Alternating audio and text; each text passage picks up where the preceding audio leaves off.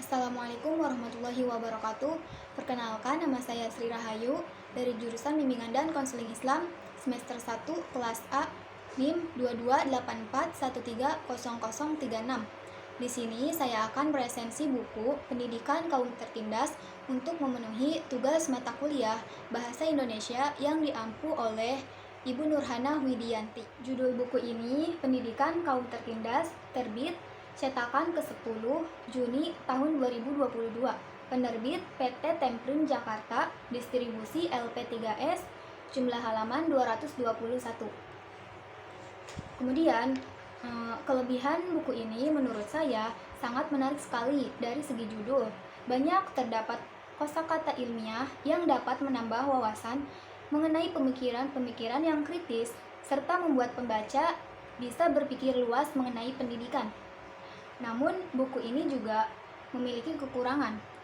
Menurut saya, dalam buku ini, bahasanya kurang dipahami, banyak memakai istilah-istilah yang jarang diketahui masyarakat awam, dan tidak ada glosarium di dalamnya.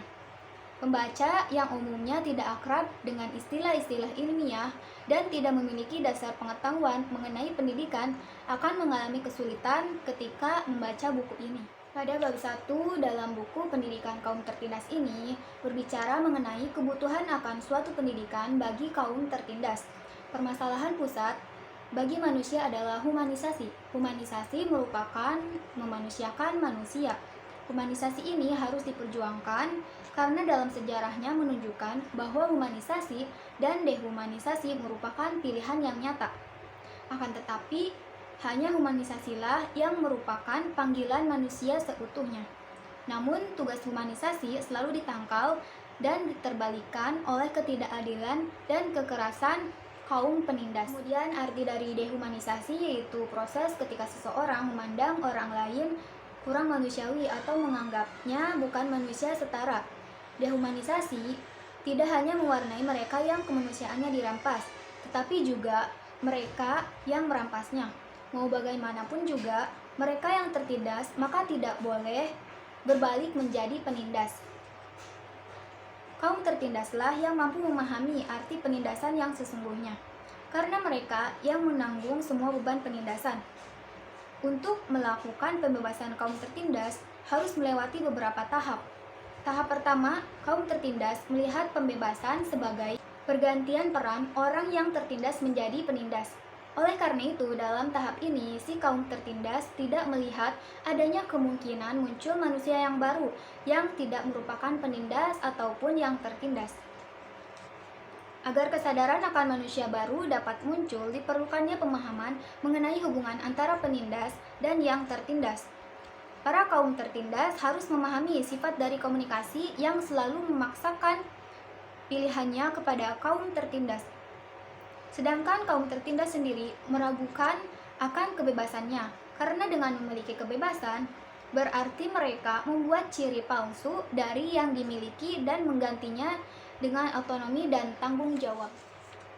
Kemudian pada bab 2 dalam buku Pendidikan Kaum Tertindas ini membahas tentang bagaimana proses pendidikan kaum tertindas. Pendidikan yang dialami kaum tertindas ini menggunakan sistem bank. Dalam sistem ini, guru merupakan subjek yang memiliki pengetahuan yang diisikan kepada para muridnya. Sehingga dalam proses belajar, mungkin murid hanya merupakan suatu objek saja. Nah, sangat jelas di sana terjadi penindasan yang terselubung. Mengapa terjadi penindasan? Karena para murid dituntut untuk mengikuti pemikiran guru tanpa diberi kesempatan untuk berpikir secara kritis dalam proses pembelajaran. Namun, Paulo Freire menciptakan sistem baru yang dinamakan problem posing education, yang artinya pendidikan hadap masalah. Jadi, dalam sistem ini antara guru dan murid bersama-sama menjadi subjek dan disatukan dengan objek yang sama, sehingga murid bisa mengembangkan kemampuannya untuk berpikir secara kritis. Kemudian pada bab 3 dalam buku Pendidikan Kaum Tertindas ini membahas tentang dialog. Dialog merupakan pertemuan dengan manusia melalui kata dengan tujuan memberi nama kepada dunia.